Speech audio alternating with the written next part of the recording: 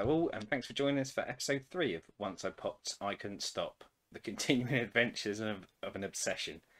Over the course of these, you'll see me descend into the madness of pops taking over my life, although fingers crossed that won't actually happen. So, on the previous 2 episodes, I've been unboxing mystery boxes, gone through kind of the concept of them and the excitement and probably the upper end value that you can get out of that. But we're going slightly different in this episode. There is a small chance that this becomes a mystery box episode, only because I think I know what I'm opening here. However, you never know until you cut the box open, or if you actually keep track of what you've ordered, you may well know. But I think everything that I've got in boxes next to me, in fact, just to prove there are boxes, are in relation to what I'm showing on the side rather than my most wanted, which is the Funkon summer event. So the Funkon summer event run on the 4th of August this year, and it was in replacement for San Diego Comic-Con. Now, San Diego Comic-Con is a big event in America, in San Diego obviously, and that is traditionally for comic books, movies, but also your collectibles markets are there, and you'll tend to see Funko release exclusive pops for the show. Some of this exclusivity is very rare, so everything from pops that have been made that are about 1,000 pieces, I think there were a couple of 2,000 piece ones for the show, right the way up to an undetermined amount of exclusivity. However, some of the valuation fluctuations you'll see in them can depend on what sticker the pop has, and I guess I'll get into the sticker part of it in a minute, but it is a chance for them to release some pops that are already in pre-existing lines that are sort of variants. Hopefully pop number 1 that you'll see is a variant of a character that they've put in a few of their lines at the moment, because they're both comic book related, movie related and TV related, but it allows them to maybe do it in a different costume, or maybe some of the lesser known characters from lines, or some really cool ones that probably wouldn't get a release elsewhere. So to become into the Funkon event, you needed to be a member of the Funko website, and you needed to go into a lottery to allow you a slot on the day to buy. However, post that, they did actually go into general release as well. Now, this is the first time that I've been a collector during one of these events, and I must admit I was slightly surprised, because I thought every pop would be available during this, but what I later found out is the ones that were going to be shared with certain stores, you would just get them from the stores, so everything I wanted wasn't there. However, there were a few of the pops that I really did want, and as we'll see in the second box, because there's 2 boxes here to undo, is as ever, once you're on that page, you've got a limited period of time. You click click click and you end up with stuff that you wasn't originally intending to buy. But if we go for box number 1, this actually isn't one that I bought on the day. I didn't get this during the actual lottery event. This is one that I picked up, I think, about a week later, and it was a figure that I really wanted, and it was a shared exclusive. So I managed to pick it up from another store, and I've got a trusty knife. So let's get into this, and I think it's the only pop in this box. I don't think I ordered anything else at the time when I got this. Hopefully not advertising my home address to the world, and if I am, send me some stuff and don't rob my house.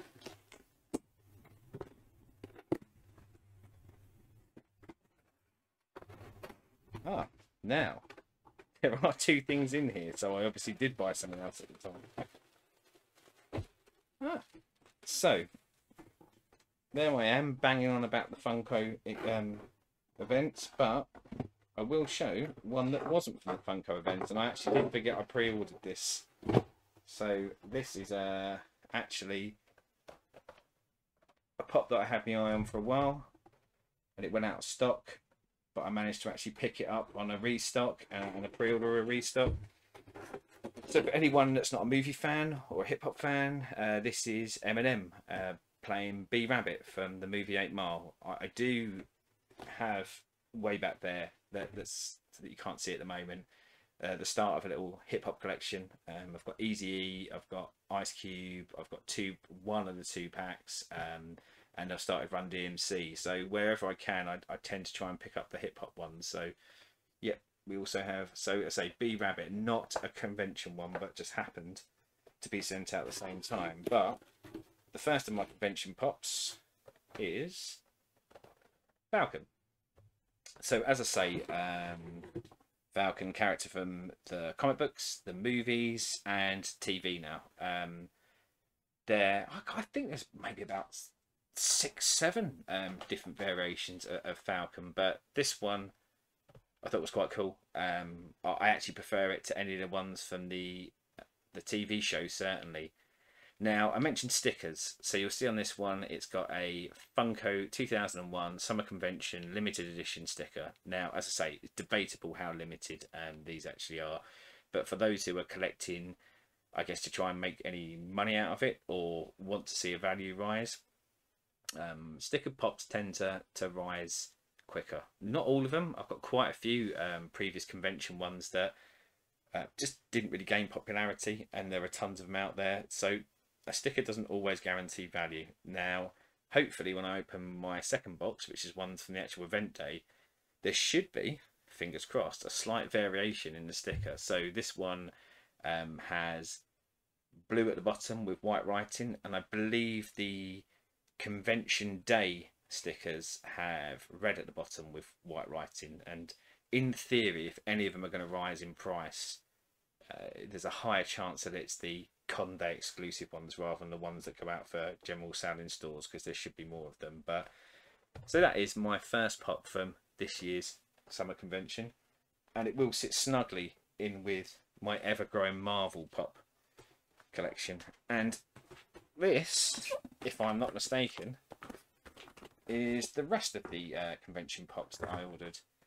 Now, one of the things I'm slightly concerned about on this is I have seen and read other people say that they don't necessarily take very good care of the pops when they're sending out convention ones. So I'm kind of hoping that none of these are going to come in damaged, but that's, I guess, a risk you run. And what I do about it if they were damaged, well, because they're convention exclusives, I'm probably quite limited on what I can do, but you never know, might go back and have a little bit of a whinge and a moan and might be able to get some that aren't damaged. But I'd rather just cross everything I have and hope that they've sent them out and they're in good nick. So what did I buy from the convention? Well, I'm going to say it's a bit of an eclectic mix. There's some stuff that runs right the way back to my childhood that I have a real love for. There's some stuff that is much later than that, and probably relative to some movies that I like. And there is also some absolute randoms that I probably have no intention of collecting, but will now probably end up collecting. As I say, that's if this even is the Funko one. But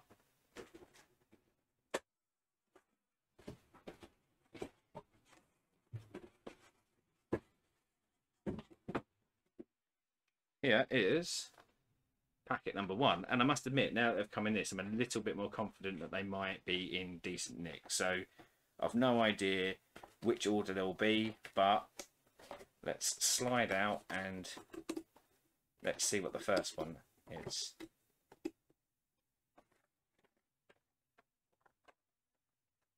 Ah, yes, so here's what I said. So stuff that I really didn't have any intention to buy going in.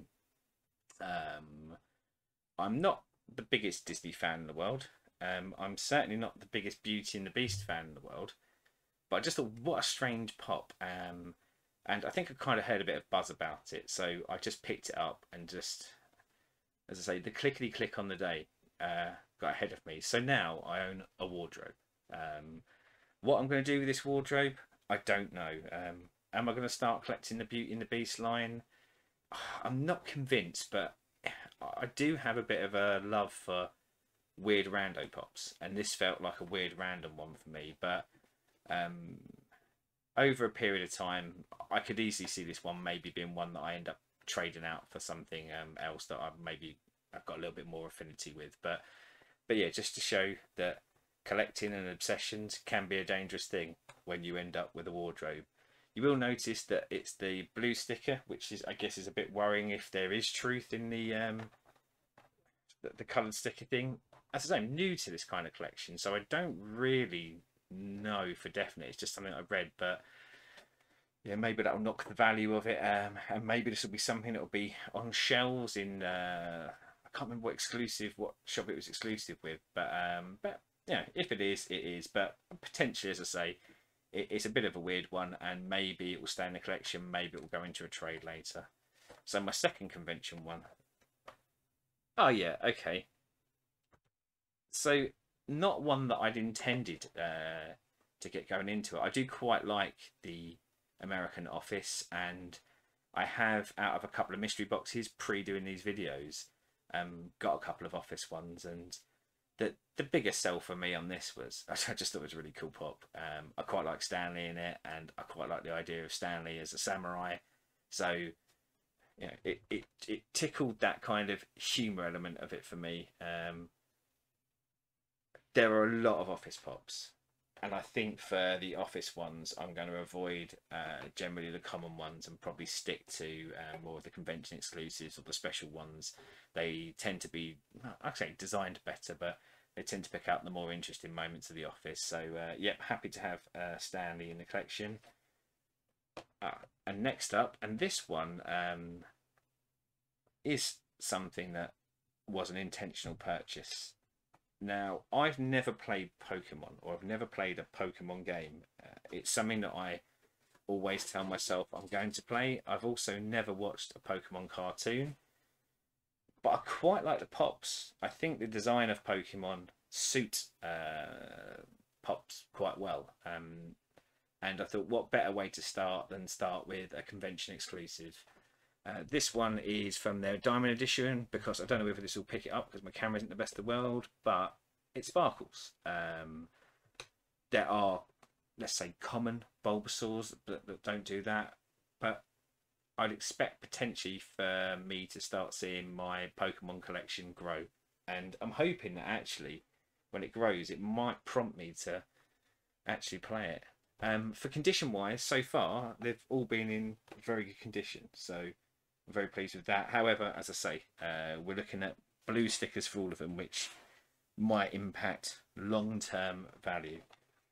So I think there are 3 more, and nicely enough, and more by luck than judgment, is the 2 that I really wanted, the biggest kind of pulls for me, and the main reason for really doing it, still haven't come out yet. So, oh, excuse me. Ooh. Okay, another impulse buy. So this is the Blacklight White Rabbit from Alice in Wonderland.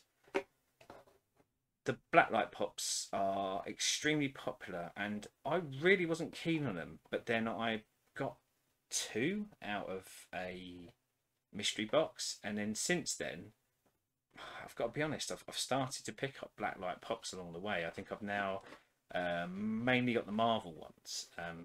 Now, the Blacklight Alice in Wonderland line, which is featured on the back of the box, that was released to the Funko shop, I want to say in about the last month, and they flew out. I think I was at work at the time, so I didn't get a chance to get any of them, but I kind of like the White Rabbit, as Alice in Wonderland goes, characters. So yeah, I picked up the White Rabbit. Will it be a permanent part of my collection? Well, I think it depends. If I could pick up the other 4 at some point in maybe trades, it will. But if it goes too long and the prices remain where they are for the other ones, again, this may end up becoming a trade, because I do like to, wherever possible, complete a line, unless it really is just a singular figure that I want. So with the White Rabbit out the way, and again, I think it's quite a cool pop.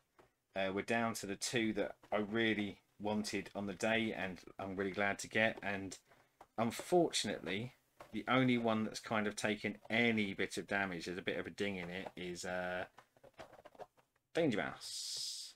So said about something that meant a lot to me as a kid. So Danger Mouse was a cartoon I absolutely loved, and partially, again, what got me into pop collecting is going through and seeing what lines there were and what characters there were from childhood right the way up to now that I have some love for.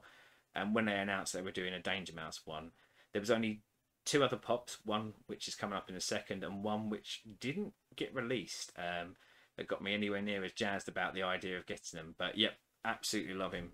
DM Danger Mouse. I believe this is the only Danger Mouse pop there is.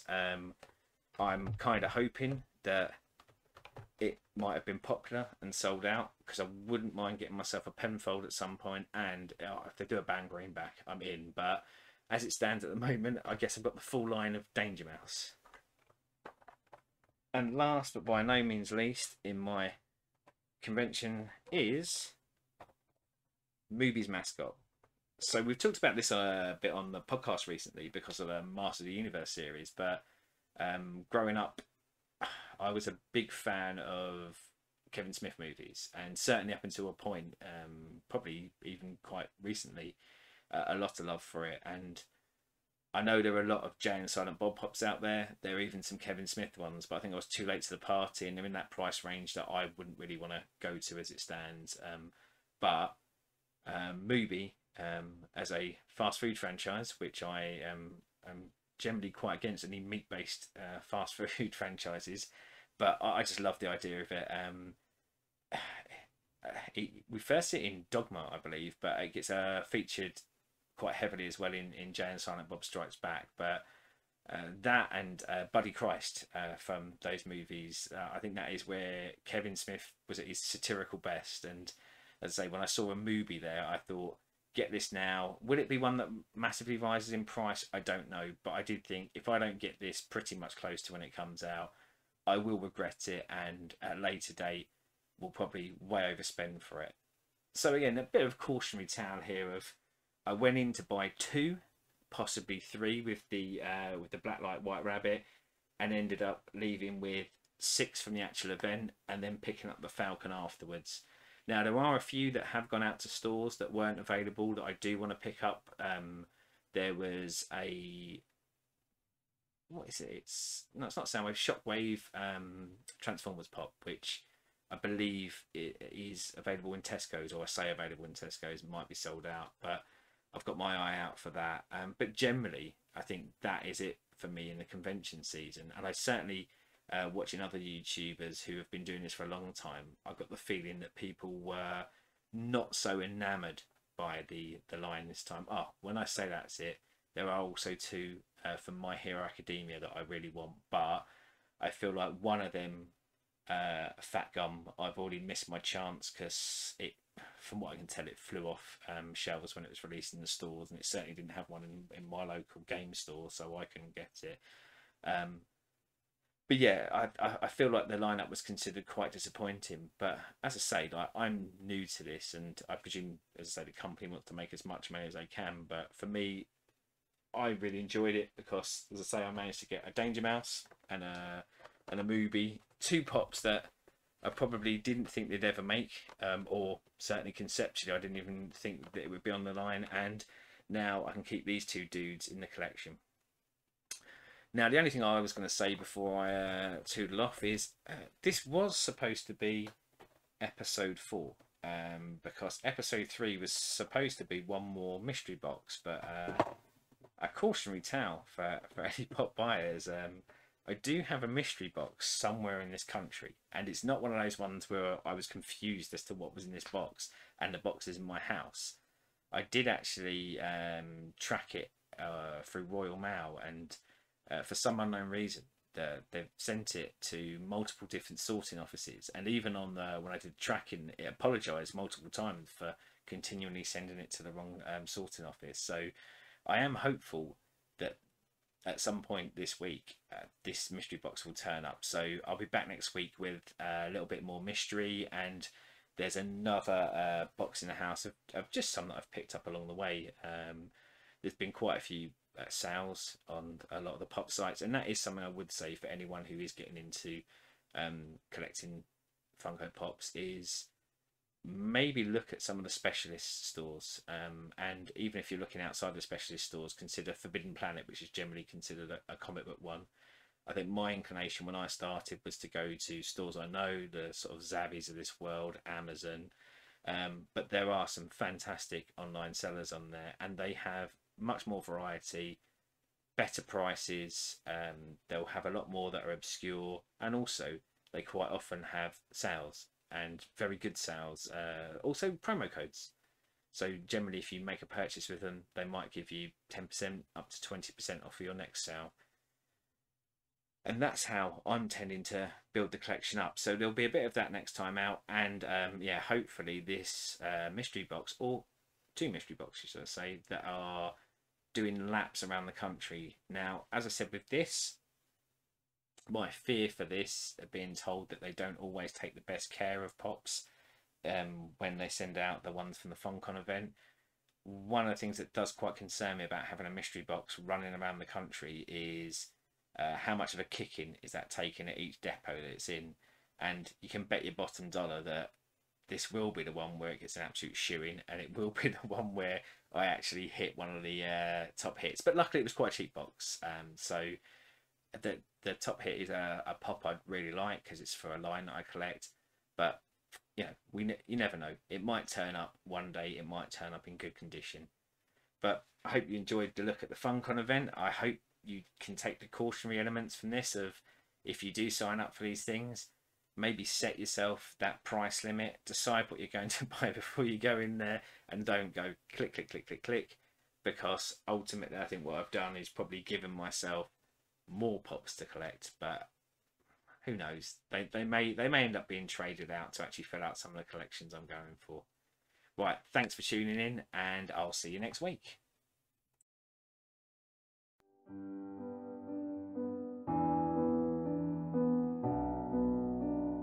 Thanks for watching, and just remember, you can join the Cult of Egg by liking and subscribing to this YouTube channel. We release regular content where we talk about all things geek, all things pop culture, and all things that we're interested in. You can also come along and join the discussion on Facebook groups and Renaissance Cast. And you can join us on our Twitch channel where Stu regularly streams games. And if you'd like to support us, then please follow the link for the Patreon. Thanks very much.